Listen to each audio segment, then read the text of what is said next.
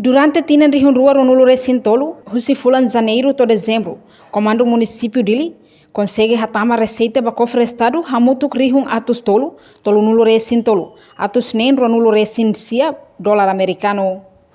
Comandante município dele, superintendente chefe polícia Orlando Gomes, ba jornalista sira. Quinta-feira lorong hat fulan janeiro tinan rihun rua ronulu recin hat. Tuir comandante Orlando, cada tinan transito município dele, sempre hatama receita bot. Ba cofre estado relata hotu ba comando geral no competência comando geral niang hodi osang ne banebe. Janeiro mai to dezembro kita infração ni bema kita prende depois ser multa ne hamutu 333.629 dólares americanos.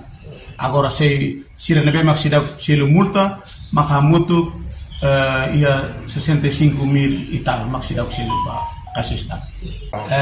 Ita comando municipal de trânsito ita tinan hatamo sambot hanso na utemi sambot ita relata hutu baya comando geral depois comando geral maka belhatene o insan maka tu coloca condições para transiter para atune reforça tan o ita bela hal serviço dia clinton funcionamento posto trânsito será lá normal sabe bem.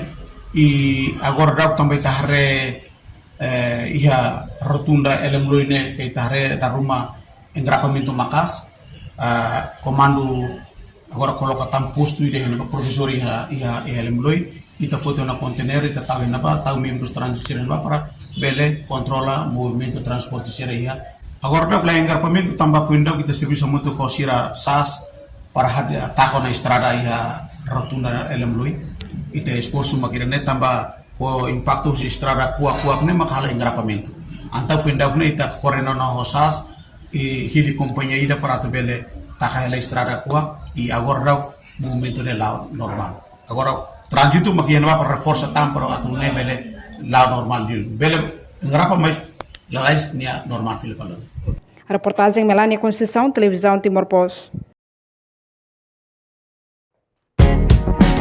Janela informação ba Emma Hoto. Atu atena informação atual dia Gliu, que tá halua. Haneha botão subscribe, like, halo comentário, no faz botão ba media social Hoto.